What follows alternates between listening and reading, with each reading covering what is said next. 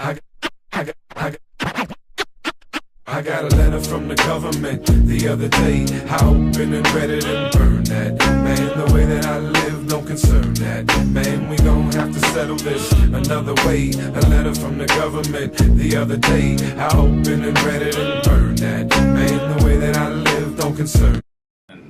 Welcome to another edition of Critical Insights on Your World News. I'm your host, Solomon Comissiong. And I'm your co-host, Tim Baldauf-Lenschen. And today we're joined by researcher and historian John Judge. And it's a pleasure to have John on this episode of Critical Insight. John, thank you for joining us today.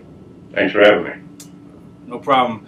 John, I'd like to start off. You tell our audience, just want to hit the ground running. If you could tell them more about one of the organizations that you're affiliated with, the Coalition on Political Assassinations, and also the upcoming conference that you hold in Dallas, Texas. It's an annual conference. If you could tell folks more about that and more about the scope of research that you cover on a day-to-day basis.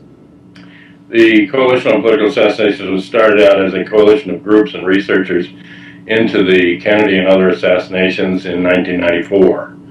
And it followed passage but not implementation of the JFK Records Act. So part of the reason that we formed a coalition was to put pressure on the by then Clinton administration, because Bush had left, to appoint a board, an assassination review board, and start the release of the records that the act demanded. And we served as a watchdog and also an advisory group to that board to locate the records and to get them loose. And they ended their tenure after 4 years with about 4.5 million pages loose. We've got over 6.5 million pages loose now. It's the second largest release of classified documents in American government history. The only thing that topped it was a Nazi War Crimes Record Act with a similar panel of people looking at the documents instead of the agencies, and they've got over 8 million pages loose.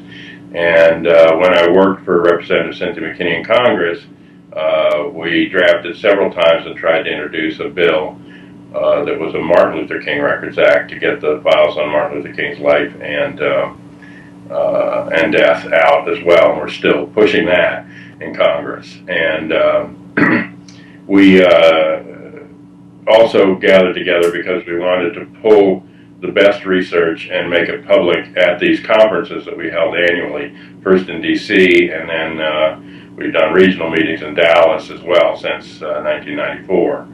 And we're always out on the grassy knoll. We'll be there this Thanksgiving Day because it falls on the 22nd of November when Kennedy was killed at 12:30. And we do a moment of silence and we speak.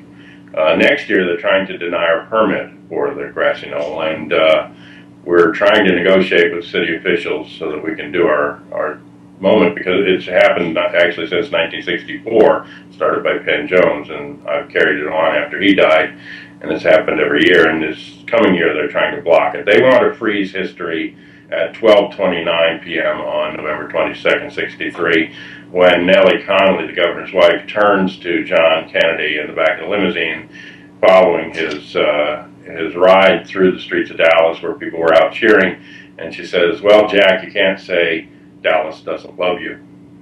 In the next 30 seconds, the shots ring out, and he's hit in the head and killed right there.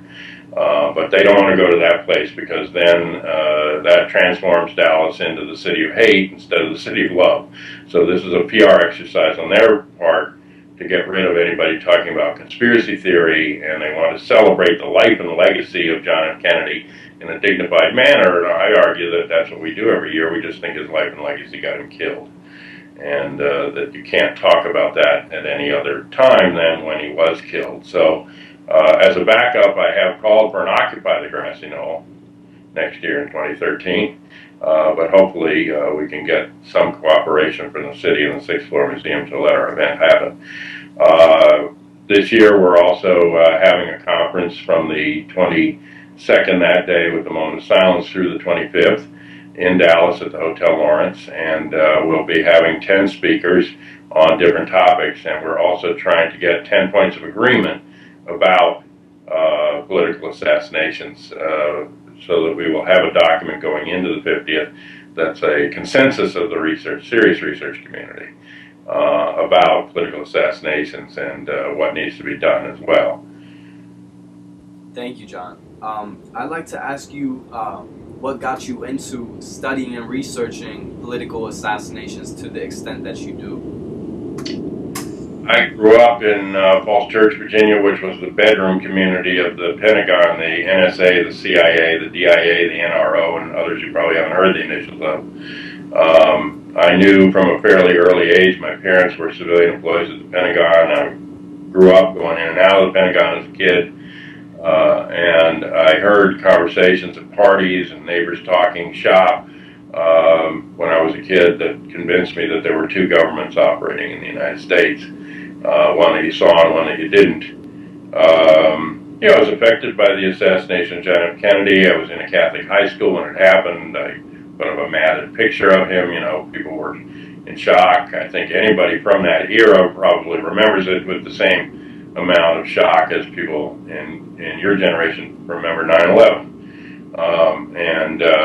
You know, we knew where we were, and we also, I could see, even though I wasn't very politically sophisticated at 15, I could see that the movie was reversing itself. It had been headed in a positive direction and toward detente and toward going into space and other achievements, and it suddenly reversed, and we sank into the Vietnam War, the rise of the military-industrial complex that Eisenhower warned about. What really got me into looking at the assassination itself, because I had been doing more work on Vietnam, and I came out against the war in Vietnam in 1965 at my school and tried to influence people in that direction and held vigils.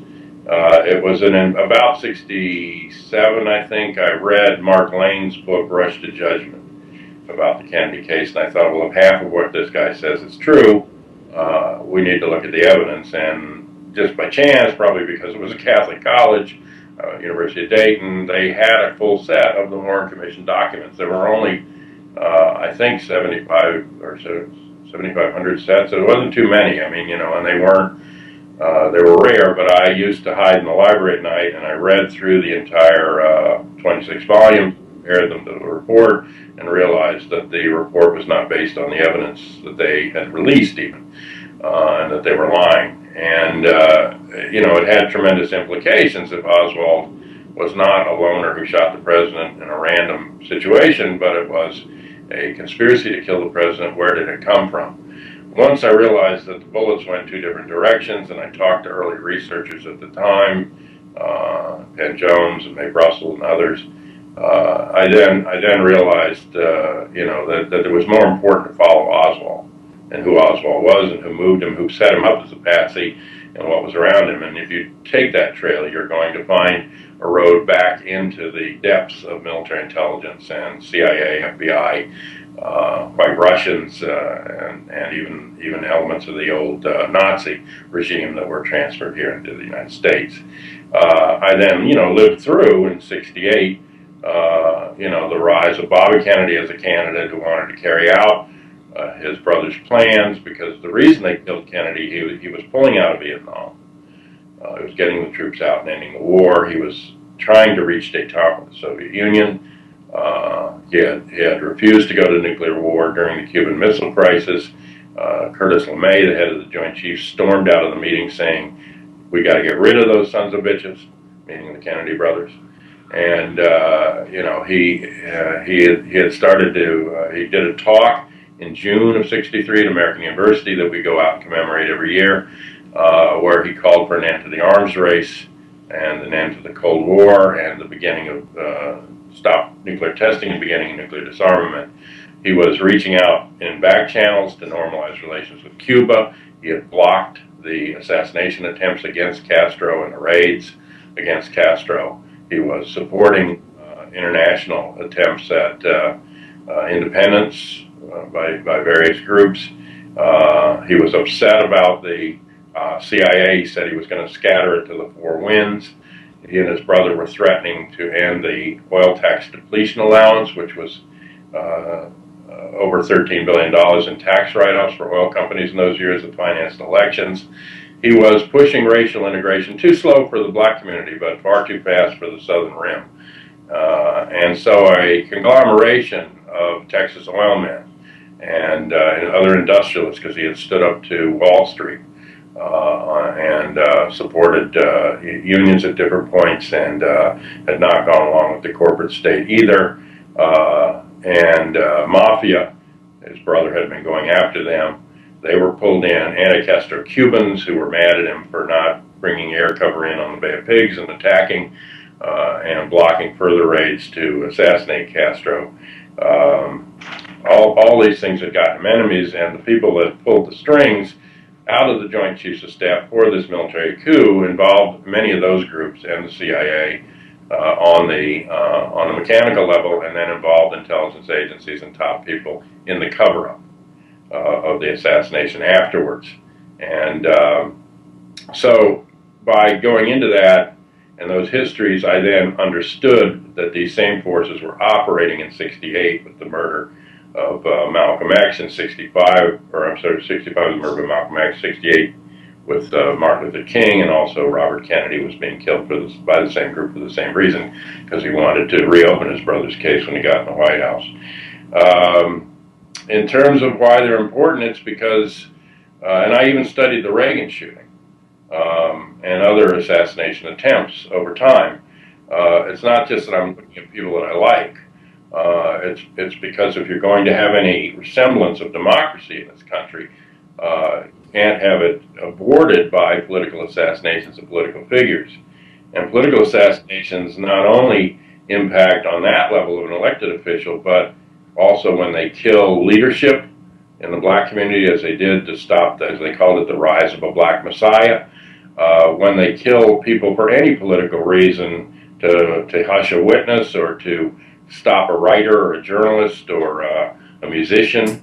And if you go back and study the rise of the Nazis in the Weimar Republic, you will find that from 1928 till 1932, before they rose, there were a series of 400, the Weimar police admitted, political murders that they could not solve, they said.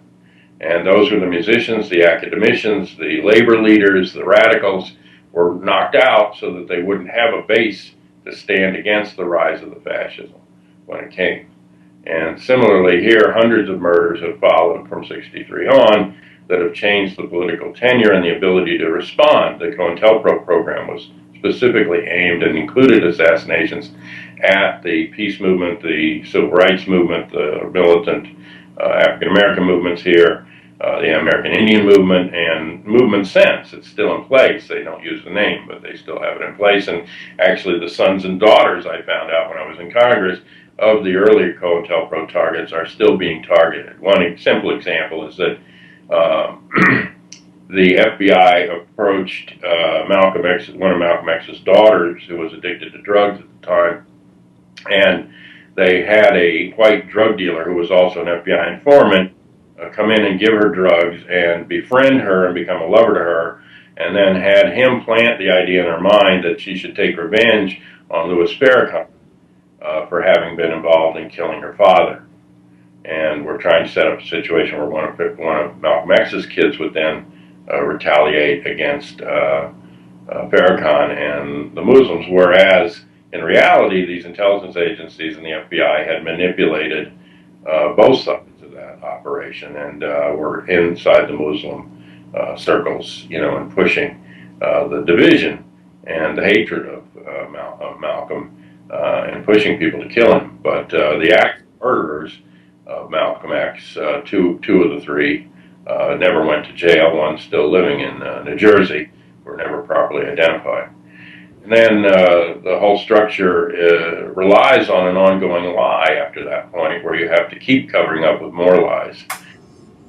Things begin to break, and then I found parallels. I found that the day after the Watergate breaking, 5 people were named in a little article in the Daily News that I read, were names that were in the Warren Commission report. They had testified to the Warren Commission. They had been part of the Bay of Pigs operation and the anti-Castro Cubans around the circles that helped to kill Kennedy, and people that were involved in the plot to kill Kennedy were arrested. And I called my mother, I remember, here in D.C., and I said, "Mom, if you see anything else about this arrest, I need you to clip it because it's amazing to me that these people even got arrested.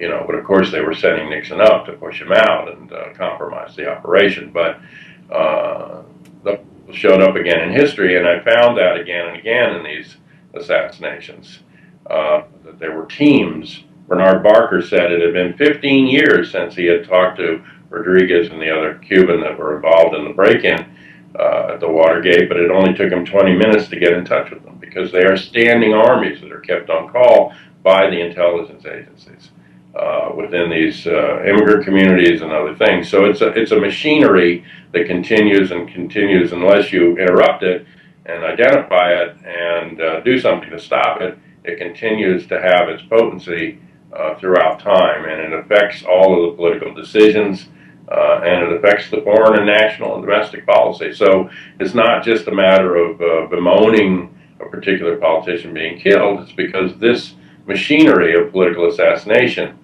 represents one of the major tools of repression of the state. Right. Thank you. You've done a lot of research around the assassination of Dr. Martin Luther King. Can you tell our viewers some of the key aspects regarding the assassination of Dr. Martin Luther King, and who do you think was behind his assassination, why, and to what extent? I think in all these cases you had a patsy set up to take the blame for the killing. Oswald did not shoot John F. Kennedy. James Earl Ray did not shoot Martin Luther King. Sirhan did not shoot Robert Kennedy, although he was in the pantry, but none of his bullets hit Kennedy, and the ones that were fatal to Kennedy came from a different direction. So they followed that pattern and did in this case as well. The other thing that was evident, and we got finally under FOIA and a court suit documents out about this, was that King was being surveilled. The surveillance of Dr. King's family actually started in World War I with his grandfather by U.S. Army intelligence. And Army intelligence played a major role in setting up the surveillance state.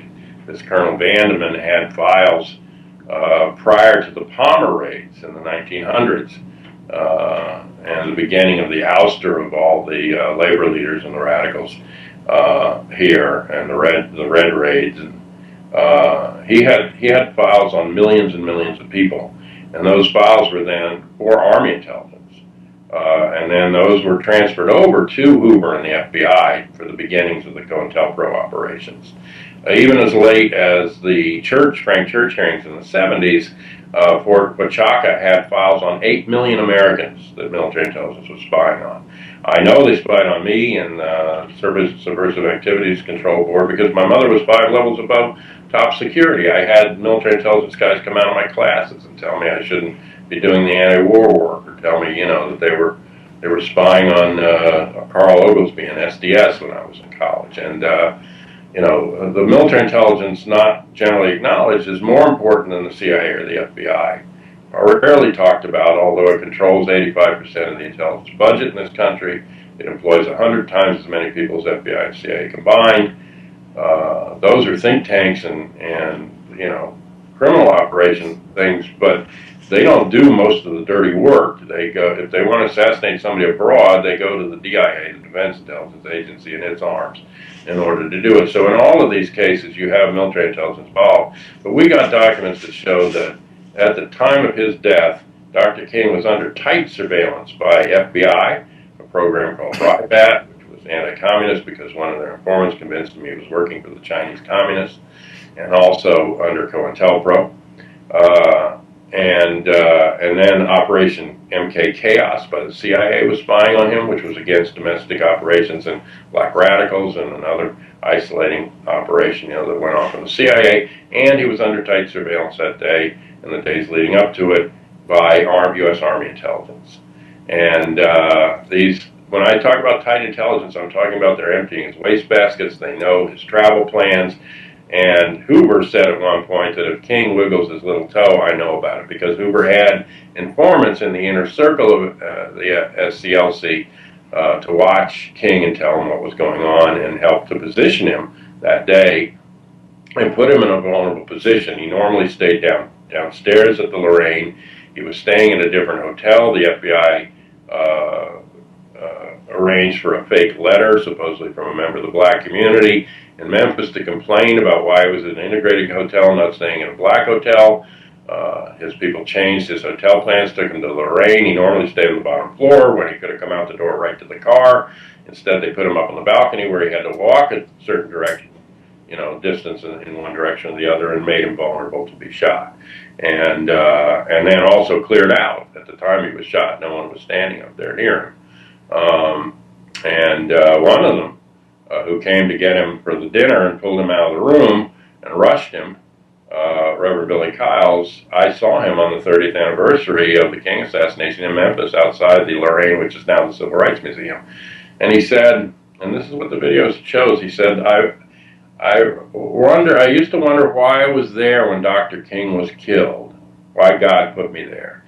And he said, I was standing next to him like this, he put his fingers up. He said, and I moved down to the right so they could get a clear shot. It's out of his mouth. I'm not making this up. Wow. There's videos of this. He moved down to the right so they could get a clear shot. And he said, and I asked God, why was I there? And God told me that I was there so he would die a clean death, not overdosed on drugs or stabbed to death in an alley. Well, you tell me what that means. Yeah. To me, that means somebody came to him and said, we'll kill him dirty if you don't help us kill him clean. And, he's changed the story a little bit over the years, but that was what was out of his mouth on the 30th anniversary, standing up there with Jesse Jackson on the podium at the Civil Rights Museum. And, there were people in his inner circle that compromised him and made those changes that day and chased the group out of there that might have been some security. Police security was called off at the firehouse and around him, and black Memphis police that normally guarded him, that would have been reliable, were pulled out of the situation at the last minute. We have other documents that show that Army snipers were on the roof of a railroad building down, at a distance, a water tower up there, but certainly within shooting distance, that had him in their sights. And these were Green Berets, and they were waiting for orders to kill King and a green light when someone else fires, not from the rooming house, but from the bushes across the street behind Kniep's amusement, and kills him. And the bullet lifts him up off his feet, according to the only other guy on the balcony, Joseph Lowy, a filmmaker who said he was there to document it. He'd been doing documentaries in Africa. It turns out he was CIA. But he was up there and saw him shot, and he said the body lifted up off the balcony and spun to his right. Well, if the shot's coming off to his right from above, it's going to knock him down, not up, and it's going to turn him to his left. So his physical reaction of his body is completely the opposite of what would have happened in the rooming house. The rooming house window photographed later that day is only open a little tiny slit. I went in that bathroom in 1971 and walked up there and saw how it was positioned. And there's a tub against two walls. The back wall has a window above the tub. The tub is flush with both walls, so you couldn't do anything out the window without standing in the tub first, which puts you at a higher level than the floor. So unless you had the top of the window down, you wouldn't have a clear shot. If you bent over and tried to get the gun out the tiny little slit of the window open about half a foot, it wouldn't help you, because from where that is, the angle of the gun to point at Dr. King to the right would not allow you to shoot unless you poked a hole with your elbow into the wall and gave yourself some room. If you leaned out the window, which you couldn't do through the slit anyway, you wouldn't have any purchase, you wouldn't have any way to aim the gun that was reliable, and you wouldn't have a good shot. So that's not where the shot comes from, and not where the witnesses, even the people pointing in the iconic photo, where they're on the balcony, and his aides are pointing to where the shot came from. If you look at the angle of that balcony and see where they're not pointing at the rooming house, they're pointing dead across the street. Also, Erskine Caldwell, the driver, and another guy that was down there, Cornbread Carter, said that, Caldwell was the lawyer and Carter was the driver. They said that the shot came, they were standing below him talking to him up on the balcony. The shot zinged by their right ear, so that's the wrong side for the rooming house as well. Carter said when he ducked, and then when he got up, he saw a guy get up in the bushes with a gun and go to the back of Jim's grill and hand the gun off. And that's the evidence we have now. And there was eventually a civil trial. The Memphis courts didn't give him any kind of a trial. They gave him a mini hearing and pled him guilty, and convicted him without the evidence. His appeals got up to the Sixth Circuit, but they were blocked as well. They, I believe, murdered two of the judges to stop his appeals. Judge Battle, his first trial judge, who had the right under Tennessee law to reverse it, dies with the Ray's case open on his desk of a heart attack. And another heart attack happens to Judge Miller, who was the stair-step integration judge in the Sixth Circuit, and the judge that put Jimmy Hoffa in jail. And he dies in the middle of the appeal. And then I saw a 3-0 in which, because he asked good questions at the hearing, and I thought he was the one that voted for remand it. And then when it came back from the remand, I thought he would vote in Ray's favor again, even if he was in the minority.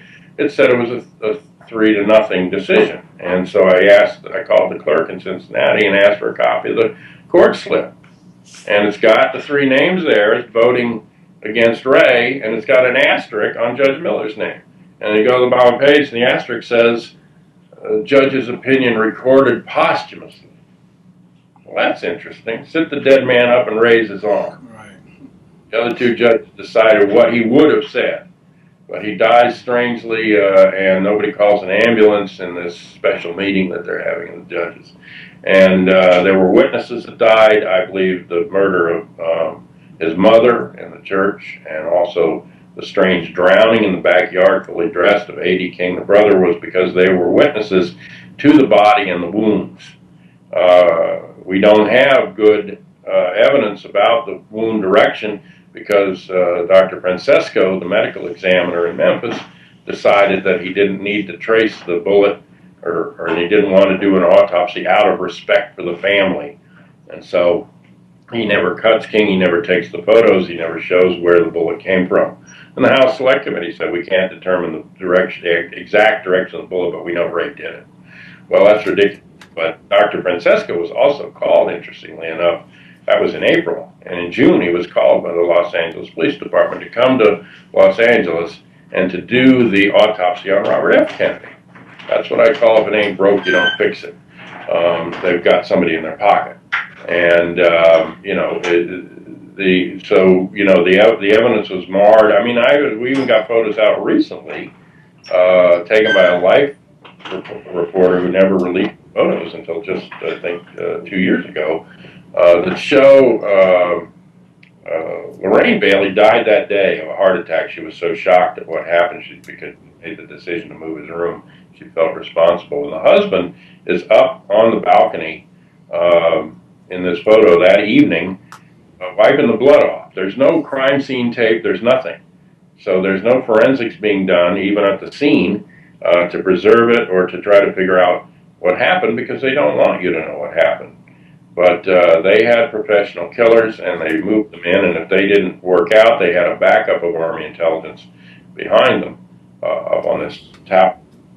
So when you go into who does these things, you're usually going to find military intelligence on the mechanical level, and often on the planning level, because these were, in their terms, national security issues.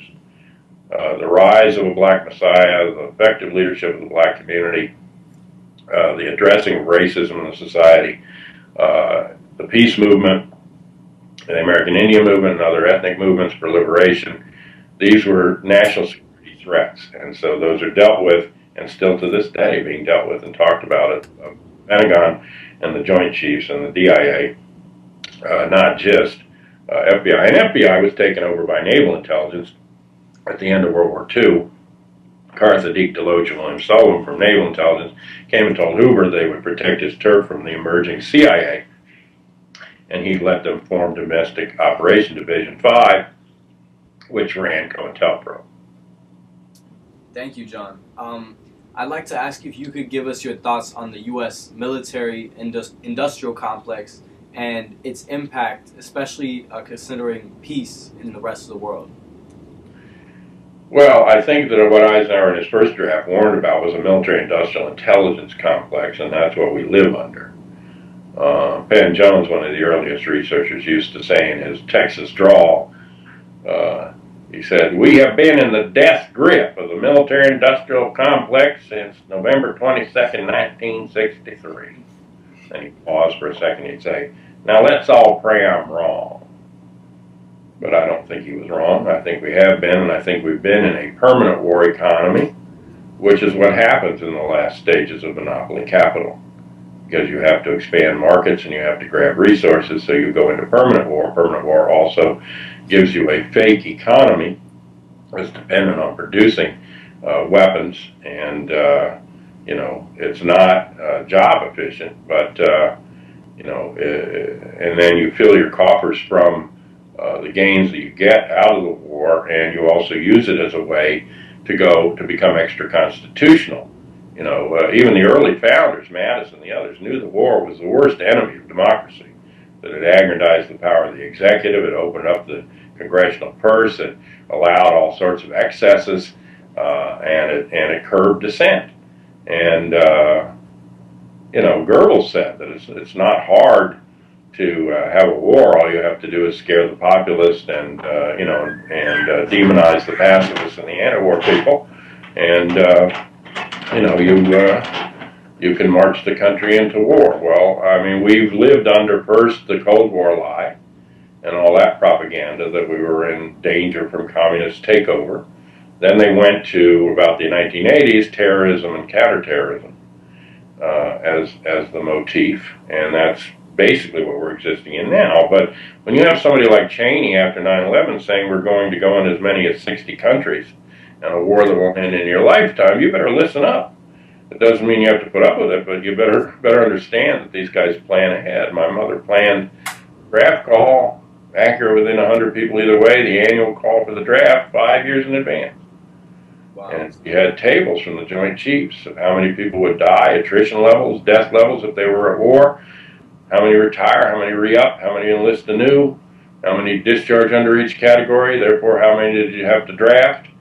Even the draft figure that she came up with, the accurate one, had to be multiplied by 5 because the selective service system would flunk 50 to 55% at a physical, 10 to 15% would get a deferment or exemption, another 10 to 15% wouldn't show, and then they were back to the 20% they needed. So they even built in the resistance in their planning, and they were planning 5 years ahead that accurately. And she told me, when I asked her after she retired, when did they tell you they would escalate the war in Vietnam? She said that in April of '63, under Kennedy's orders, she changed her projections for the first time in a 30-year career. She was ordered to change her projections in Vietnam and to project a full withdrawal of all American troops by the end of 1964. And I said, well, when did they reverse that? When did they start to escalate? She said, late November. I said, the last week in November? Something happens on November 22nd, yeah. Friday. And she said, yes, the Monday following the assassination. So this is Kennedy barely in the grave. My mother comes into work, and the Joint Chiefs and the Planning and Direction Office of Projected for Wars tell her to project a 10-year war with 57,000 American dead. She couldn't believe the figures. She went back up to the Joint Chiefs. She'd never done that before, and she said, these can't be right. And they said, no, those are the figures, and you'll use them. And they know where they're going. We don't, but they know. And they know how long it'll take and what it'll cost in human terms and also in money terms. And they run the purse, and they determine the direction of the society. And they've spent $8 trillion since 9/11, which was at worst a black eye. It was a terrible incident, but it hardly brought the country to its knees or put us under a war situation. They spent $8 trillion on defense increases, intelligence increases, and homeland security. And they plan to spend much more. Right. Why do you have an economy, or trouble in the economy in this country? I wanted to get a bumper sticker. It's the Pentagon, stupid. You know, you can't spend this kind of money. Plus, it's to no result, because they will never. You can't build a society that's impervious to every possible attack. You'll go broke and you'll go crazy. And you can't bomb everybody and kill everybody, even though they'd like to, most of them. But if you're not going to go back and address why there is asymmetrical warfare and terrorism, as they call it, coming out of these societies. If you're not going to ever address that, then you're just going to escalate it. And even Rumsfeld admitted that they didn't know whether they were creating more enemies than they were killing. Well, that's right. You are creating more enemies. If you just meet violence with violence, that's what you get. There were attacks in France in the last decade from the sons and daughters of the Algerian freedom fighters who had been slaughtered by the French military years before with brutal methods. And so you just create a generational black hole of violence that's going to perpetuate itself. And unless you're going to restore justice and restore hope in these societies that have gotten so desperate and they see no end, that they're going to sanction and support violence to get their way out of it because they don't see any other option. If you give them another option, then that's going to undermine that route. But if you do tit for tat, like Israel, Palestine, that situation, it just keeps going. And you don't need to spend trillions of dollars to do those things. You can with a small fraction of what we spend every minute, you could make a lot of the world comfortable and feed them and clothe them and take care of their justice needs. And but that's not what it's about. It's about a small group of people at the top, supported by and protected by this military-industrial complex, who are hoarding the surplus of the world and hoarding the resources of the world and monopolizing access to them to the point that almost all of us now are disenfranchised in that model, and they don't care whether we survive or not. We have to care about it. So to me, part of the reason that I did all this work on the political assassinations was that they were commonly known events. I wasn't coming into the room talking about some arcane subject.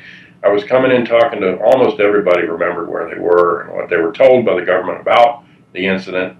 And if I could use facts and historical research to get them to realize that they were being lied to and to look at things in another way, then there's a chance always that if you throw a monkey wrench into the matrix of false assumptions of people, that they can enlighten themselves and wake up. And so it's a kind of Western Zen that I try to do with the assassination research. But it's, I think it's as important to understand the mechanics in the Reagan shooting and who went after him as it is to understand who killed Kennedy. Right. Thank you. And since you brought up the topic of war and the trillions and trillions of dollars that have been spent on war, post 9/11, can you tell our viewers your thoughts on Libya, Syria, and beyond? What is the U.S.'s end game in that region? And especially since you're the woman that you previously worked for, Cynthia McKinney. She went on the ground in Libya just a year ago, and she's written a book, and she took a delegation there. And the work that she did has basically been shunned and suppressed by every mainstream outlet in the U.S. But can you give us your thoughts on Syria and Libya and what is the U.S.'s end game in that region of the world? What are they trying to do? Well, I think you can go back to the 1950s and Richard Bissell and the CIA under the Eisenhower administration drew up plans for the whole continent of Africa. And the plans there and across the globe, I believe, especially in smaller countries and countries that have any amount of independence, is a plan of destabilization. And if you don't understand that, then it doesn't make much sense to you. What are they doing? Why are they doing this? Why are they creating these conflicts and these messes and all this death? But if you understand that destabilization on many levels allows you then to manipulate the outcome in the economy and otherwise. Naomi Klein has a book, Shock Doctrine. Right. And that's what they're doing. They're creating the shock, however they do it, through through interventions or civil wars, but they don't allow the situation to be stable, economically or politically. And then they penetrate the situation and eventually force now not even a colonial or a neo-colonial model, but what's called a neoliberal model on countries by having the banks come in and take over the infrastructure and put them in debt and then determine their economic reality. After they do that, they don't really care who's elected into office because they can't change their conditions much in the same way that we're trapped by Wall Street here in terms of what we're able to change. And you know, I think that that's the overall plan. In terms of the specifics, what I see is that they've gone into Afghanistan and Kyrgyzstan and all these countries to surround one of the largest oil deposits in the world in the Caspian Basin in the former Soviet Union. Also, there are tremendous resources in Russia and cheap labor. And eventually I think they want to tap that. It's well-trained and educated labor, but it's very cheap. And also they're in general not needing labor in the modern technology because they've technologized and robotized so much of extraction and other things. But they have, especially since they got satellites up, they have world maps of where key resources are. And they can determine, you know, where there's deposits of different rare earth materials or minerals or oil or gold or whatever it is they want. They know where those things are. And they have geopolitical strategies to keep their hands on them where they can and to compromise the situations around them. So a lot of this also is not even because we want the oil. About 4% of American oil comes from the Middle East. It's because we don't want Japan and Germany, who have no internal oil source, and it's one of the reasons they lost World War II, to get their hands on cheap oil. And by monopolizing the movement of oil out of the Caspian Basin by pipeline to the Gulf and putting it on a tanker, the tanker can then go out to sea and take bids, and the highest bid gets it. It artificially inflates the price of the oil, and it keeps those countries in check. Because if you think about it, from World War II forward, what the Nazis did was they switched over and became our allies against the Bolsheviks and the Russians and the Soviet Union. And they got us to buy into the Cold War mythos that the real enemy was then communism, and worse than fascism. So we brought hundreds of Nazi spies and Nazi scientists and technology people over to the United States to create the CIA and the military-industrial complex in the Southern Rim and the technology that went into outer space, and to create the Cold War, which was the Dulles brothers who were in cahoots with the Nazis and made deals with them before the end of the war, when it was clear that Hitler was not going to be able to go in as they had positioned him to do. All the industrialists around the world and the monarchs put up the funds to rearm Germany to go in and knock out the Bolshevik rule.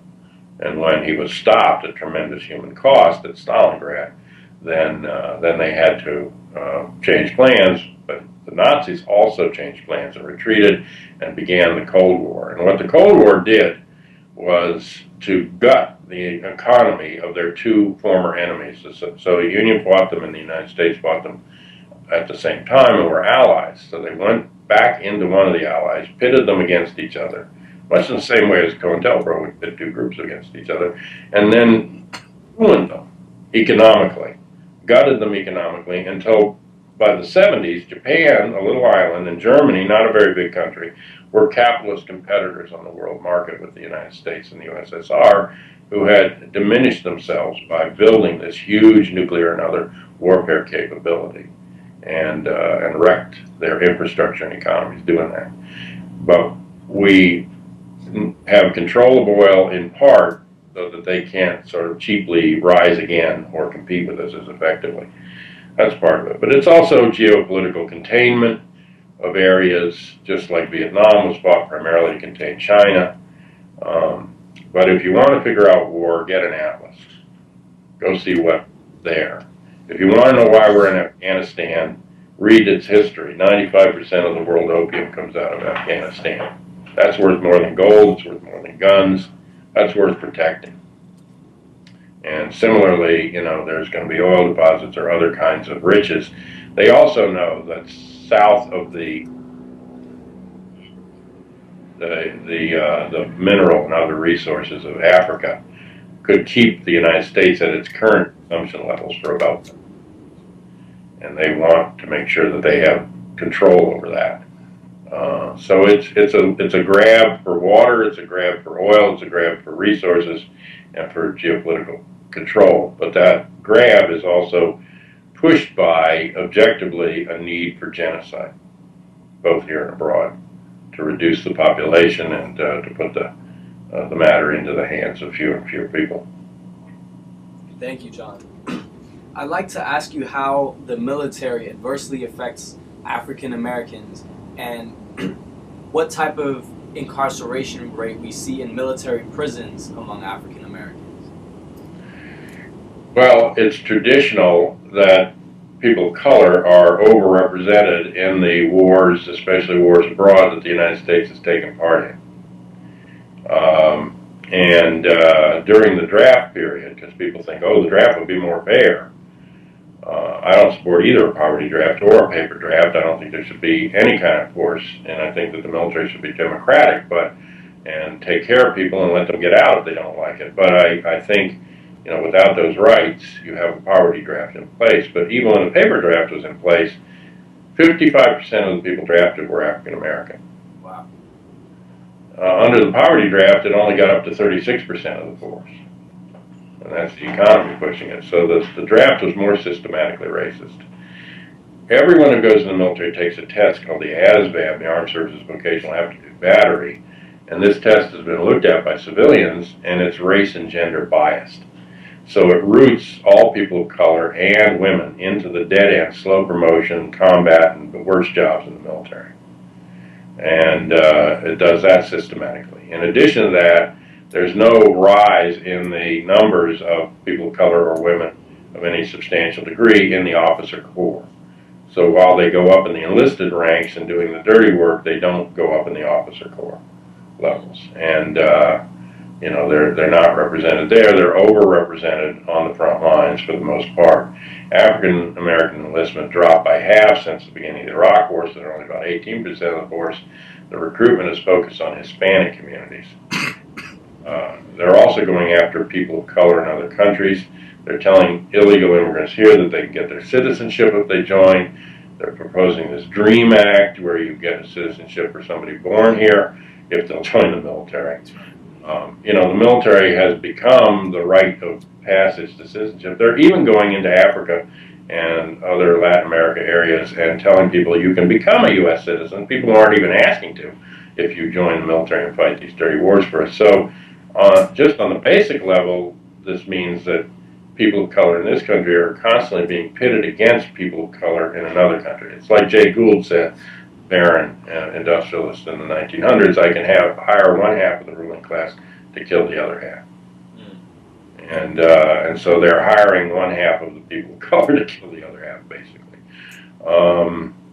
When they get in the military, there's a lot of systematic racism in the military. Yes, there's racism everywhere, but you can't get back out the door in the military. You don't have effective ways to challenge the racism in the military. You can't organize. You're not allowed to have a union. You can't even pass around a piece of paper without getting busted in the military if they don't give you permission. You can't talk back to the boss. You have to follow every order that you are given. So there's no way to fight the racism that you're experiencing once you're in. And in addition to that, if you're African American, you face the last industrialized nation in the world that has a internal military judicial system, military courts, and military prisons. They have a 98% conviction rate, and you're 4 times as likely to be court-martialed if you're black than if you're white in the military. So the military prison population in general is 60% black, and the death row population, because they do have capital crime as well under military law, is 80% black. Jeez. Wow. And so, there's that, and then you're much more likely, 1 out of 8 overall get a less than honorable discharge in the military. You're much more likely if you're black, it's 1 out of 3. And so African American males leaving the military right now are 4 times as unemployed, or 4 times as homeless as veterans that don't go in. But in general, veterans are 3 times as unemployed, and it's not really any place you learn a skill.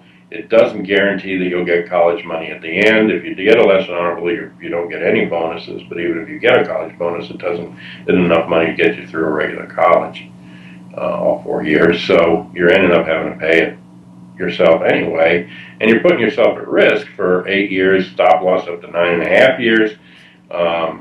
They can keep calling you and do multiple tours all the way to the end of your period.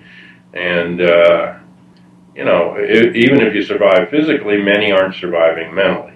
Right. And they have the highest suicide rates they've ever had in the military. They have, tremendous, even women are committing suicide at higher rates, and they have a tremendously corrosive situation, and about a third of the people coming back with these stress problems.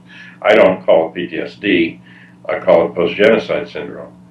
And I think it has to do with what they're being asked to do, because modern war is genocidal by its nature. In World War I, the number of people that died that were civilians and not troops was 4%. They fought in trenches and no man's land. By World War II, they had longer range weapons. They fought in cities. The civilian death level went to 25%. By Korea, it climbed to 56% because they were using counterinsurgency warfare, killing civilians as part of it. From Vietnam forward, the number of civilians that die in modern war is 94 to 96%, completely the reverse of World War I. And that, to me, makes modern warfare effectively genocide. It's not troops that are dying, and they're trying to keep troops off the field. They want to robotize it, but modern war is also ecocide. It's the most destructive thing to the environment. Vietnam was the rice-growing capital of the world. They destroyed so much of its arable land and broke down the pine barriers between fresh and salt water that they had to import 95% of their rice afterwards. And they're still trying to recover in terms of usable arable land. And, things are still toxifying from World War II, toxifying fisheries and things like that. So the most toxic places on Earth environmentally are military bases. So it's ecocide, it destroys the environment, and it's ethnocide. It destroys cultures and moves and displaces people, destroys the ties that people have within their ethnic cultures, and forces them into the monoculture. And I don't think that humanity can survive war, modern war. I think either we've got to stop it and we've got to change this militarized society, we've got to dismantle this military-industrial intelligence complex, or the planet itself is not going to survive.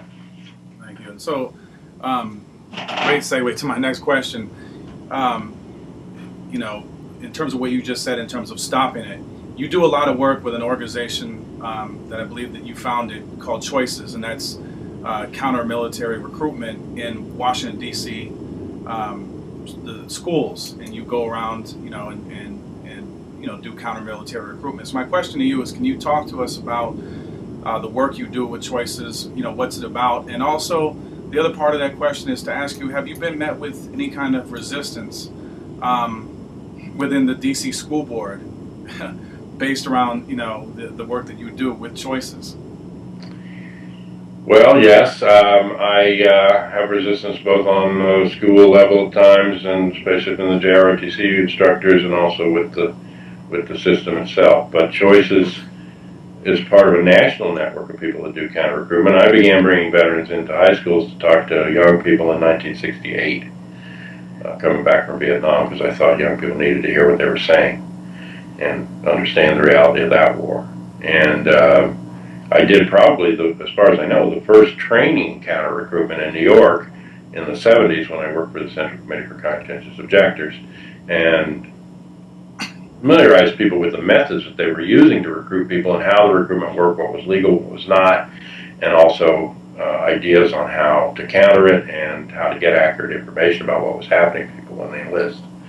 So I've been doing this work, for many, many decades, working with other people, but there is a national network opposed to militarization of youth that you can find online that has good materials and a lot of information, and there are local places around the country that are doing this, and it should be being done in every community. If you consider yourself anti-war, you should consider seriously working on counter-recruitment.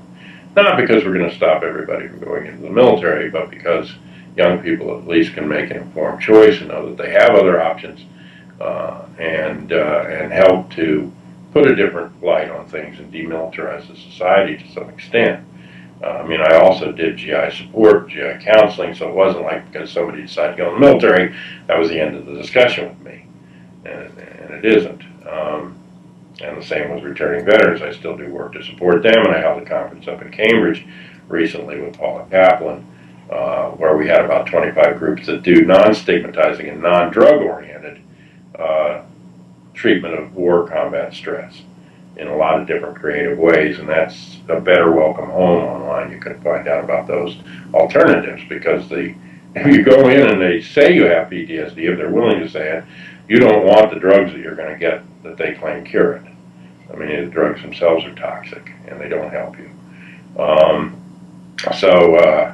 There are healthy and good alternatives for veterans coming back with combat stress out there, and I try to work on that as well. But Choices has relied on a rule since 1980 in the DC schools that if they have JROTC or they have Junior Reserve Officer Training Corps, or misnomer, doesn't lead to being an officer.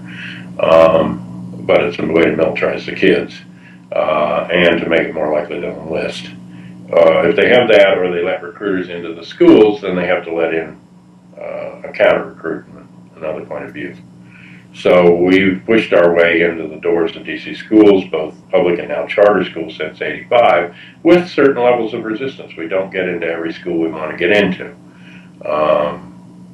Some have ROTC instructors that have got us kicked out, and we're battling with them. Sometimes just the schools themselves say, well, we don't have recruiters in here, all our kids are going to college, we don't need you, but they actually do, because when I ask the kids, how are you going to college, they tell me they're joining the Air Force. We should be in all the schools, and we should be in the curriculum, to tell you the truth, to talk about war and peace and these things, but we at least get in on career days and to some senior class visits or senior assemblies in most of the schools in DC around the year. And we bring veterans in, we bring military family members in, we talk about the realities that I just discussed with you, and we talk to them then also about alternatives, where they can get money for college, where they can get job training and placement help, apprenticeships and other programs in DC that can help them before they have to feel that the military is the only choice they've got, and to make sure they know it's not the best choice. It's a lot of promise, but it's not a lot of fulfillment on the promise, and it's hype. What you're going to get out of the military. And, for some kids, it seems to solve a problem. We had a young kid at Spring Garden State that talked to Jared Ball, who went in with me one time. He's a Navy vet. And he asked the kid, why do you want to join the Navy? And the kid, I've been shot 3 times already in my neighborhood, and I think the Navy's a safer place. There's some logic to that. Except that now, for the first time even since World War II, people in the Navy and the Air Force can be dragged into the Army if they need frontline troops. And they've been desperate enough to do that. So just joining the Navy doesn't mean you won't be in the Army nowadays. So, you have to show people there's a way for them to get out of their situation. Otherwise, just tell them that the military's a bad choice when it looks like the only choice is just depressing them. So we try to do both and really give people an option.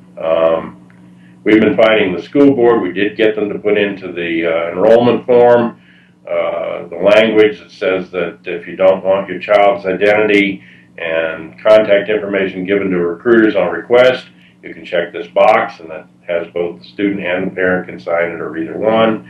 That's in every enrollment form. A lot of the parents don't know what it means and they don't sign it, but if they do, it prevents the recruiters from getting easy access. They have other ways. They have a database of purchase records of teens that they use to get contact information. But if they get a hold of it from the high school and you don't prevent them, they're very aggressive here in DC. They'll call you over and over and over 30, 40 times, and they'll come to the door with the ASVAB test and try to use it to convince the parent that you're good in electronics and you scored well on this, you'll do great in the military. They use it, and it is one of their major recruiting tools. So we did get DC to stop using the ASVAB test. At least we think we did, because it's very hard to get any information out of DC. And we've seen some figures that at least the charter schools were still using it. But the DC public schools at least told us that, that they weren't using it.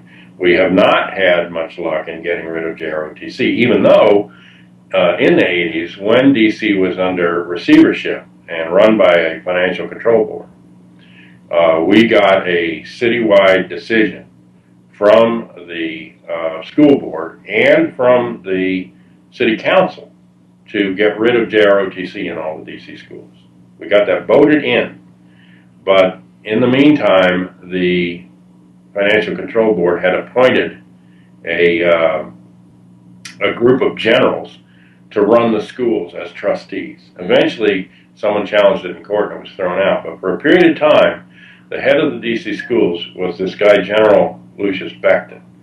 And at his first public appearance, I handed out a sheet about who he is, because he was the guy, along with Colin Powell, who covered up the My Lai massacre.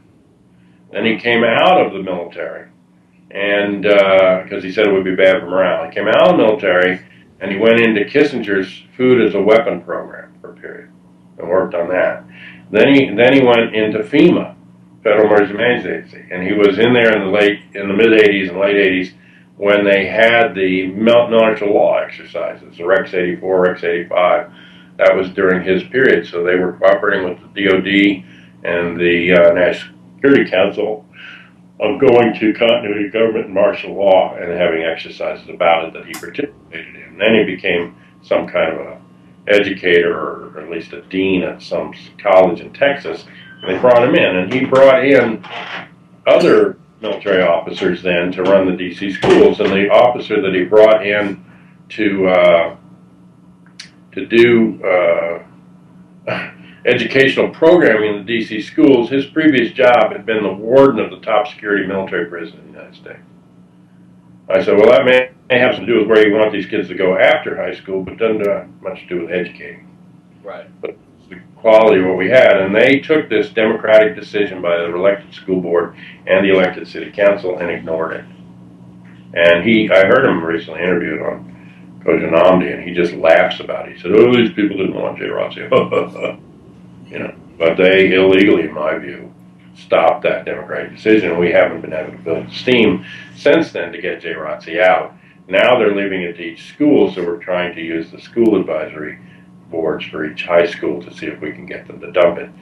And we think it'd be much better for free to have Habitat for Humanity in. It teaches kids an actual skill. It teaches them discipline and teamwork instead of marching around with a rifle stick and following orders and yes or no, sir, and it benefits the community. It does something concrete for the community of building houses for poor people. I mean, that's just one option, but I mean, they could have many. But that certainly would be better than phony military thing that, you know, talks to you and you're 50% of the kids that go into even 1 year of JROTC enlist. That's way higher than kids outside of JROTC. So, you know, they're basically suckers for the system, but for a period of years, up till just 2 years ago, every high school in DC went back to forcing the freshman class. It used to be all 4 years before 1980, forcing the freshman class to take JROTC. They signed everybody up into it, and it was mandatory. Wow. High school principal told me, oh, it's not mandatory, it's just required. I said, well, how do you get out? He said, but you can get out. I said, It's not. It's just required. first step now for me. He said, oh, well, they have to be a member of a peace church, like a Quaker. That's World War I. Wow. Why can't they just say that they don't want to take JROTC? And recently, I got in touch through Catholic Workers with this young girl at Roosevelt High School. And even though the core curriculum came in and they stopped making everybody take it, they're targeting certain kids and telling them they think it'd be a good idea if they took JROTC. Probably because they think it teaches them discipline. It doesn't teach you discipline, it teaches you obedience. You can teach a dog obedience. Self-discipline comes from somewhere. But they took this young girl who was a refugee from El Salvador and had been in a war zone and didn't want anything to do with war in the military, and they forced her to take JROTC, and she complained. And she said that early on in the class, the instructor came in, and he handed out a blank piece of paper, and he said, now, if anybody is in here who doesn't want to take this class, you just need to write down a reason why you don't want to take the class, but it's got to be a good reason. So she wrote down that she was from a war zone, she'd seen war, she didn't want to be in the military, she didn't want to wear a uniform, didn't want anything to do with it. He picked it up and he said, that's not a good reason. So she went to the principal. The principal told her, if you quit JROTC, you're going to lose credit for every other class you're taking in the freshman year. And I went to the guy who I was told was like in charge of the schools, like in day-to-day operations, and I talked to him about it, and he went and talked to the principal, and then he yelled at me and said why did I go over the principal's head? I should have talked to the principal.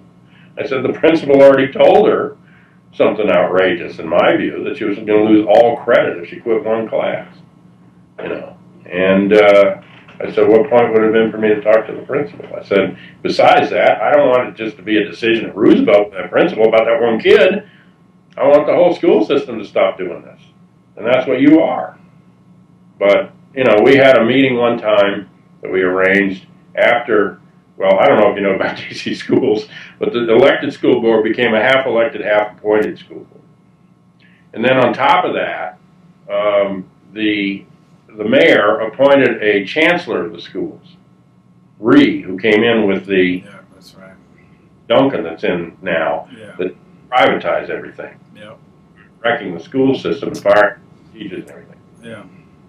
During her administration, we tried to get in, and we talked to this woman under her, Susan Hillary, who was in charge of the programming and we brought a group in from Choices. We brought a lawyer in, we brought vets in, we brought, I came in, Pat Elder came in as another counter recruiter.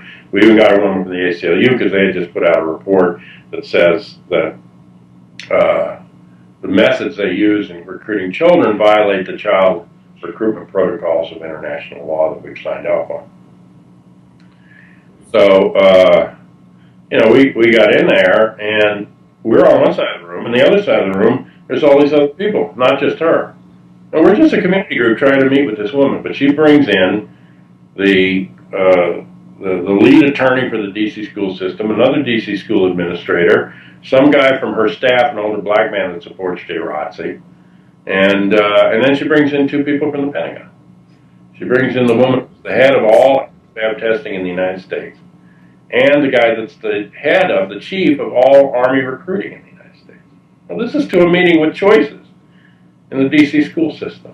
Do you think that maybe means that DC is a little bit important, that they're maybe testing some things out? Because I think they had that mandatory program here first to see if they could export it and work around the country.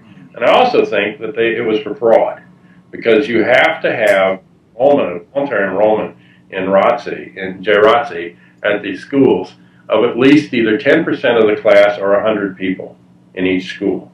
And if you don't have that, you don't qualify for the federal funding.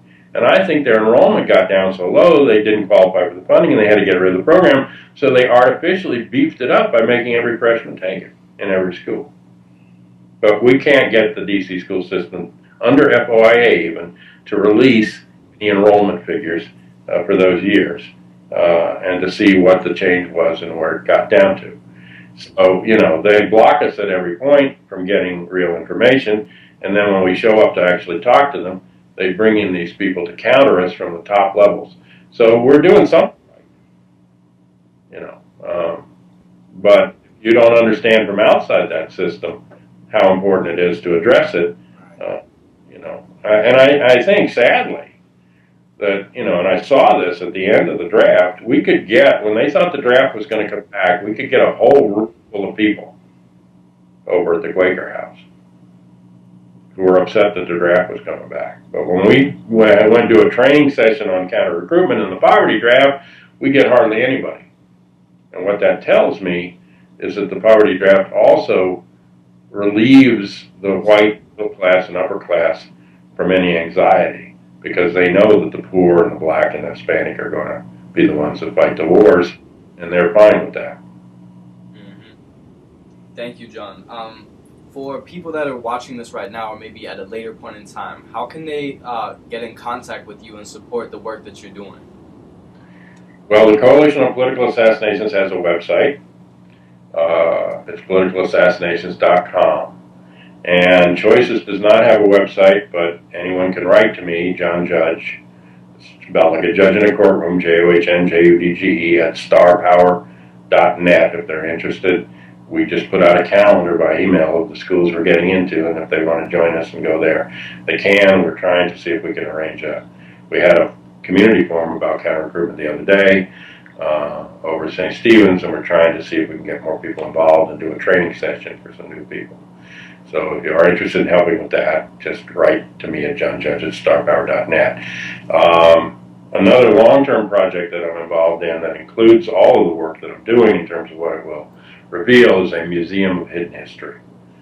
And it's going to have stuff in it about the assassinations, about the research work I've done on 9/11, about the military and these issues, about all different aspects of hidden history from different gender and racial and ethnic perspectives, and just in terms of history that we're not allowed to see with the national security state. And there's a website for that, museumofhiddenhistory.org. And so those are ways that you can plug in. National Network Opposed to Militarization of Youth, I think, is NNOMY, its initials.org. And there's also a Center on Conscience and War here in D.C., which is centeronconscience.org, which does counter-recruitment work and works with people in the military. So that's a start on how to plug in, but there's lots of stuff up on the internet that can help people do. Thank you. Thanks a lot, John, and appreciate your time today, and most importantly, we appreciate the work that you've been doing for so many years, and will continue to do. And we look forward to having you on Critical Insight on Your World News sometime in the near future. Okay. Thank you. Thanks. No problem. That's John Judge. I'm Solomon Comissiong. This is Tim Baldauf-Lenschen. You've been watching Critical Insight on Your World News, where peace is not an alternative. It is not it's not an option. It is a mandatory. As you said before, it's a requirement. It's a requirement. It's mandatory and it's a requirement. But at Your World News, we're also a place where we believe that journalism and activism are not mutually exclusive. Thank you so much, John. Appreciate it. All right. Thank you, Solomon.